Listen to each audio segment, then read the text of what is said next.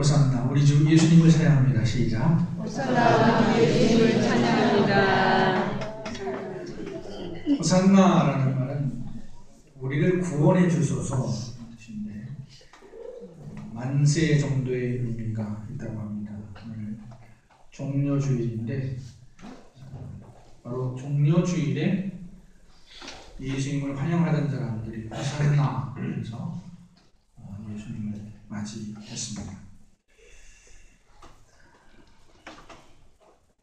몇 년 전에 평북로회 선교부에서 평북로회의 전도 목사님들을 모시고 경북 안동으로 수련회를 다녀왔습니다. 우리가 속한 교회가 대한예수교 장로회 통합축 평북로회인 거는 아시죠? 구교인지 신교인지는 아실 거고 평북로회에서 전도 목사님들을 모시고 경북 안동으로 수련회를 갔다 왔는데요. 원래 가려고 했던 곳은 경북 안동이 아니었고 강원도 속초였는데 장소를 바꿔서 안동으로 갔습니다. 이 전도 목사라는 것은 노회에서 이제 파송을 한 목사님들인데 일반 교회의 목사님들이 아니라 연합기관이라든지 개척지라든지 군대, 병원, 학원, 교도소, 사회복지시설, 산업기관 등에 파송된 분들을 전도 목사라고 합니다. 전도 목사님들과 이제 안동에 갔는데 안동 하면은 하회 마을이 유명하죠. 하회 마을도 들렸고요. 그 다음에 또 간고등어가 유명하다고 해서 간고등어도 맛을 봤고 그렇습니다. 또 안동에 가면은 도산서원하고 병산서원이라는 서원들이 유명한데 서원이라는 것은 조선시대의 교육기관입니다. 또 그 훌륭한 사람들을 위해서 제사를 드리는 곳이기도 하죠.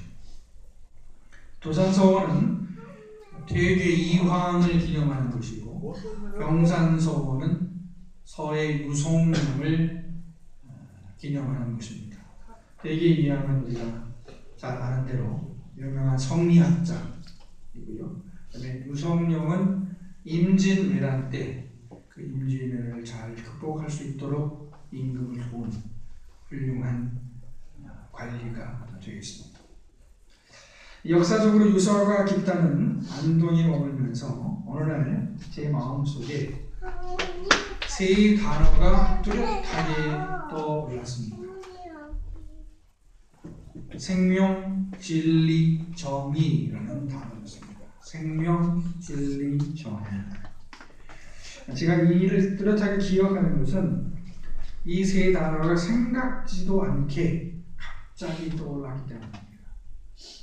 그래서 그때 저는 신기하다. 어떻게 이렇게 세 단어가 떠오르지? 라고 생각을 했습니다.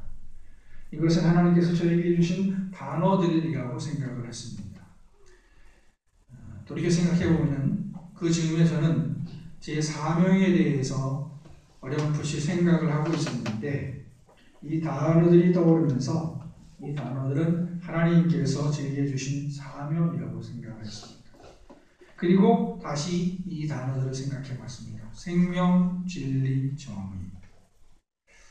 그렇다면 이 단어들은 구체적으로 나에게 어떤 의미가 있는 것들일까 생각했습니다. 그리고 생명에서 막혔습니다. 저는 생명이라는 단어가 제 마음속에 떠올랐을 때 제가 생명을 귀하게 여겨서 그런 것으로 생각했습니다. 그런데 다시 생각해 보니까 일반적인 생명 혹은 다른 사람들의 생명보다는 제 생명을 먼저 생각하고 있다는 사실에 당황을 했습니다. 생명이라는 귀한 단어가 떠올랐는데 그게 나의 생명과 먼저 관련되어 있다는 사실이 좀 걸렸습니다. 어떻게 보면 자연스러운 것일 수도 있겠습니다만은 좀 걸렸습니다. 그리고 그 후에 가끔 생명이라는 단어를 다시 생각했습니다. 그리고 얼마 전에 그런 표현이 생각이 났습니다. 생명을 넘어 사명이라는 표현이 생각났습니다. 그리고 제 스스로 목사로서 좀 체면이 서는 것 같았습니다.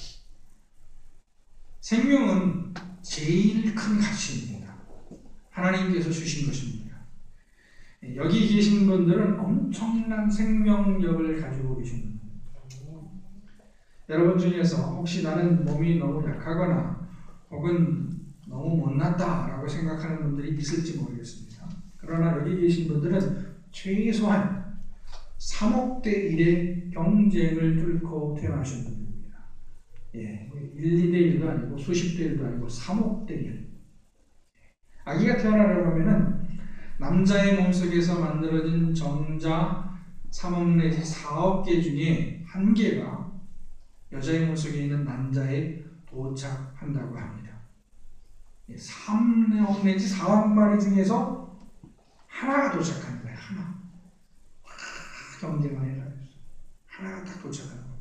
그러니까 여러분은 여기 계신 분은 이미 3억 대 1의 경쟁을 뚫고 태어나신 분들이에요. 요즘에 취업 경쟁률을 보니까 40대 1, 60몇 대 1 그렇더라고요. 그러니까 여기 계신 분들이 3억 대 1의 경쟁에서 승리하셨으니까 요즘에 취업 경쟁률도 아니에요. 그러니까 혹시 어떤 취업을 준비하고 계신 분들이나 장래 걱정하시는 분들 있으면 기억하시기 바랍니다. 나는 3억 대 1의 경쟁을 뚫고 되었다 하는 사실을 기억하시기 바랍니다. 생명은 하나님이 주신 것이고 그렇기 때문에 한 생명의 가치는 천하보다 귀한 것입니다. 아멘. 요즘 세월을 어렵게 인양을 해서 선체 수색을 벌이고 있는데요. 이렇게 어려운 작업을 하는 것은 그만큼 생명이 귀하기 때문입니다. 물론 죽은 사람들의 시신을 찾는 것이지만 시신이라도 찾고자 하는 것은 생명이 그만큼 귀하기 때문입니다. 오늘 말씀은 예수님께서 자기의 생명을 두고 기도하신 이야기입니다. 예수님은 유대인의 최대 명절인 유월절에 십자가에 못 박혀 죽으셨습니다. 예수님께서 하필 유월절에 돌아가신 것은 바로 예수님께서 유월절 어린 양으로 돌아가셨기 때문입니다. 그러니까 예수님께서 유월절에 돌아가신 것은 우연이 아니라 하나님의 뜻을 이루기 위한 것이었습니다. 유월절에 십자가에 못 박혀 죽으시기 전에 예수님은 자기의 죽음을 앞두고 겟세마네 동산에서 밤새 기도하셨습니다. 겟세마네는 예루살렘 근처에 있는 올리브 나무 동산입니다. 겟세마네는 올리브 기름을 짜는 곳이었다고 합니다. 저도 이곳에 가봤었는데요. 올리브 나무들이 많이 있고 거기에 올리브를 짜는 틀이 있습니다. 그러니까 겟세마네라는 것은 올리브 기름을 짜는 곳이었다고 합니다. 기름을 짜는 곳이었던 겟세마네에서 예수님은 자기 생명과 사명 사이의 갈등 속에서 땀과 피를 짜내는 기도를 올리셨습니다. 6월절이 가까워지면서 예수님은 자기의 죽음에 대한 공포를 느꼈습니다. 복음서에 나타난 예수님의 모습을 보면 예수님은 거침이 없는 분이었습니다. 거침이 없다는 말은 예수님께서 경솔하시거나 무례하다는 것이 아닙니다. 예수님은 겸손하셨고요. 예수님의 사랑은 깊었습니다. 어떤 문제를 만났을 때 당황해서 답을 찾지 못하시는 경우가 없었습니다. 그 점에서 예수님은 거침이 없었습니다. 그러나 죽음 앞에서 예수님의 고민도 깊어질 수밖에 없었습니다.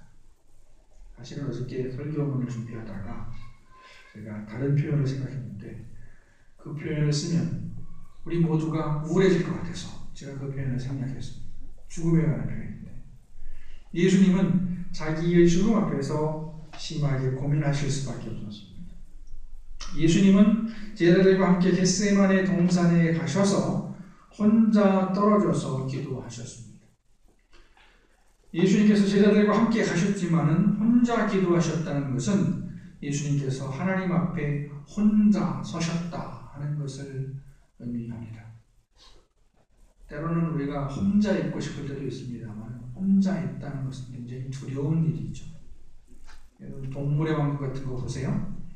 동물들이 잡혀 먹힐 때, 사자나 호랑이들한테 잡혀 먹을 때 어떻게 합니까? 떨어져 있는 놈이 잡혀 먹습니다. 약한 놈이 잡혀 먹습니다. 혼자 떨어지는 것은 위험합니다. 굉장히 위험해요. 해외여행 같은 데 가셔도 어떻습니까? 깃발을 열심히 보고 쫓아다니시는 이유가 뭐예요? 떨어지면 안 되습니다. 떨어지면 죽으니까 그렇잖아요. 근데 예수님은 죽음 앞에서 혼자 떨어져서 단독으로 하나님과 대면하셨습니다. 옛적에 야곱이 형 에서를 제외할 때도 야곱은 모든 식구들을 먼저 가게 하고 혼자 남아서 천사와 씨름했습니다. 야곱과 예수님이 혼자 기도했다는 것은 공통점인데 차이점도 있습니다. 야곱은 살기 위해서 기도했고 예수님은 자기의 죽음을 준비하기 위해서 기도했습니다. 예수님은 혼자 하나님 앞에 나가서 기도했습니다. 내 아버지여, 만일 할만하시거든 이 잔을 내게서 지나가게 하옵소서. 그러나 나의 원대로 마시옵고 아버지의 원대로 하옵소서. 예수님의 기도에서 먼저 주목해야 할 것은 예수님이 하나님을 아버지라고 불렀다는 것입니다. 예수님은 늘 하나님이 자기와 함께 하시는 것을 느꼈고 늘 하나님의 음성을 들었고 늘 하나님의 뜻만을 행했습니다.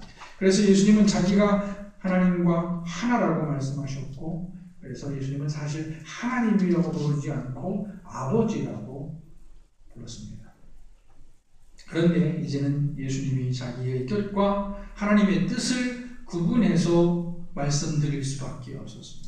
예수님은 십자가에 죽고 싶지 않으셨습니다.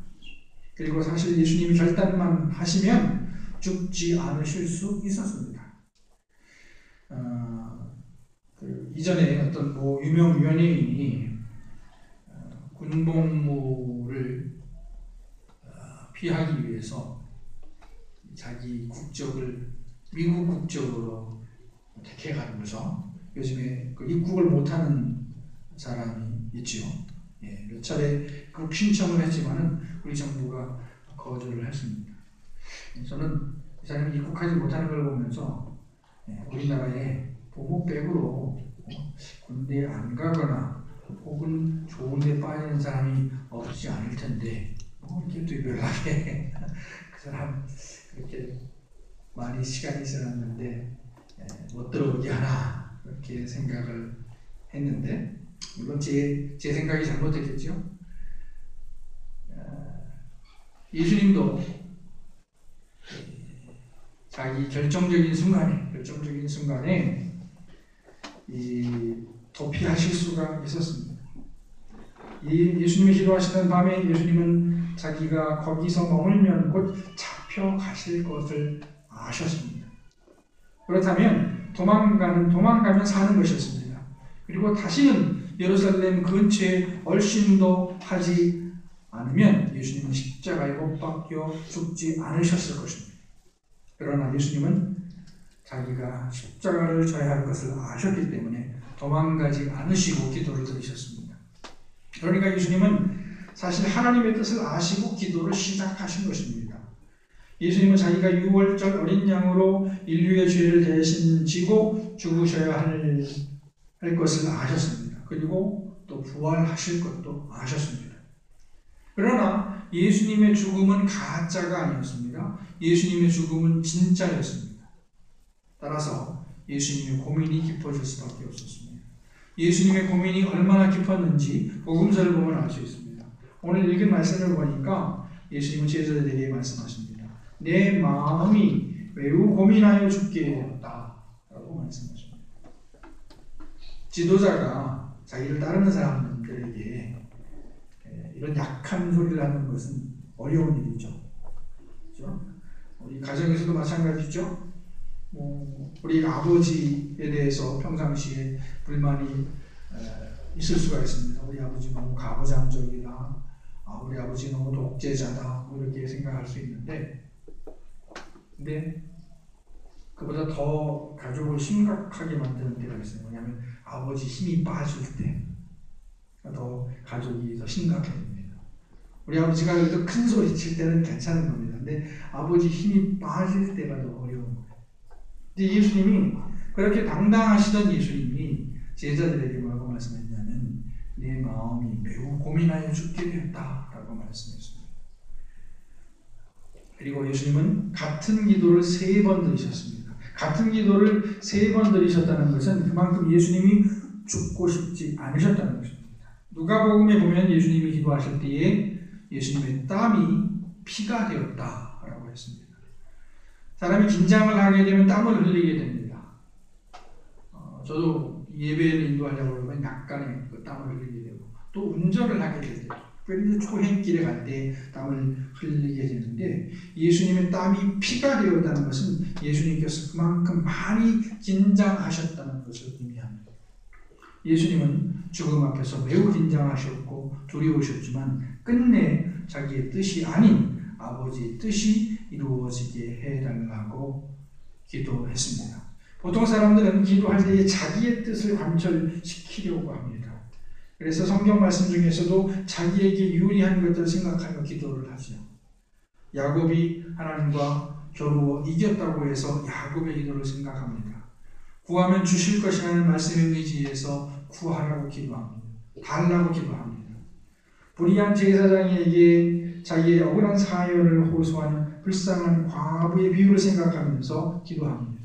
또 예수님께서 끝까지 간구해서 자기 딸을 고친 수로버니게 여자를 생각하면서 기도합니다. 이런 기도도 필요합니다. 좋습니다. 이렇게 기도해야 할 때가 있습니다. 그러나 어떤 경우에는 자기의 뜻을 내려놓기 위해서 기도할 때도 있습니다. 예수님의 겟세마네 기도가 바로 이런 사실을 알려줍니다. 예수님은 자기의 가장 귀한 것을 내려놓으셨습니다. 생명이 제일 중요한데 생명을 내려놓으셨습니다. 생명이 있어야 건강도 있는 것이고 물질도 있는 것이고 명예나 권력도 있는 것이고 심지어는 고통도 있는 것이죠. 생명이 없으면 고통도 느낄 수 없습니다. 생명이 없으면 아무것도 없는 것입니다. 그래서 생명이 제일 중요한 것입니다. 그런데 예수님은 제일 중요한 생명을 내려놓으셨습니다. 그리고 자기 생명을 내려놓을 수 있는 힘을 얻기 위해서 기도하신 것입니다. 그렇다고 해서 예수님의 죽음이 실패로 끝난 것은 아닙니다. 요한복음에 보면 예수님은 자기가 죽으시기 전에 자기의 죽음을 씨 뿌리는 것에 비유를 하셨습니다. 씨를 땅에 뿌릴 때에 씨는 죽는 것처럼 보일 수 있습니다. 그러나 그렇지가 않습니다. 죽기는커녕 땅의 자양분을 받아서 살아납니다. 그리고 많은 열매를 맺습니다. 그리고 더 많은 씨가 생기게 됩니다. 예수님은 비록 자기가 죽으나 죽지 않고 살아나는 것을 믿으셨고 또 자기와 같이 모든 사람들도 자기 안에서 살아날 것을 믿으셨습니다. 그래서 예수님은 자기의 죽음을 결단하실 수가 있었던 것입니다. 예수님께서 십자가 위에서 당하신 고난은 자기의 죄 때문이 아니었습니다. 예수님은 죄가 없으셨지만 십자가에 못 박혀 죽으셨습니다. 성경은 예수님이 십자가에 못 박혀 죽으신 것은 바로 여기 모인 우리를 위해서 죽으신 사실이라는 것을 죽으신 것이라는 것을 증언하고 있습니다. 마가복음 10장에 보면은 예수님은 자기가 온 것은 자기를 많은 사람의 대속물로 주기 위해서다라고 말씀하십니다. 예수님은 우리를 구원하기 위해서 사명을 감당하기 위해서 자기의 생명을 내려놓으셨습니다. 이 사실을 우리가 기억할 수 있어야겠습니다. 우리가 하나님의 자녀가 되어 하나님을 알고 하나님을 찾고 하나님과 동행하게 될 수 있었던 것은 예수님의 희생이 있었기 때문입니다. 이제 내일부터 고난주간이 시작이 됩니다. 우리는 죄 때문에 당하는 고난은 되도록 피해야 됩니다. 죄 때문에 당하는 고난을 미리 일부러 당하실 필요는 조금도 없습니다. 죄를 지어서 스스로 괴롭게 할 필요는 전혀 없습니다. 죄를 지어서 고난을 당한다면 회개를 해야 됩니다. 최근에 뉴스를 보니까 어떤 유명 코미디언이 대장암 3기로 판명이 됐다고 하더라고요. 그분도 예수를 믿는 분인데 최근에 안 좋은 뉴스 때문에 뉴스에 나왔었죠. 이것도 이번에는 대장암 3기라는 그 사실 때문에 뉴스에 또 나왔어요. 그분이 팬들한테 뭐라고 하냐면 계속 이렇게 안 좋은 소식만 팬들한테 들려줘서 죄송합니다라고 얘기를 했다고 합니다. 우리도 만약에 어떤 죄 때문에 우리가 고난을 당한다고 하면 회개를 먼저 해야 됩니다. 물론 우리가 죄를 짓더라도 진정으로 회개한다면 하나님의 은혜를 체험할 기회를 갖게 됩니다. 죄가 더한 곳에는 은혜가 더했다는 말은 그래서 나온 것입니다. 그러나 고난에는 죄 때문에 당하는 고난이 아닌 의를 위한 고난도 있습니다.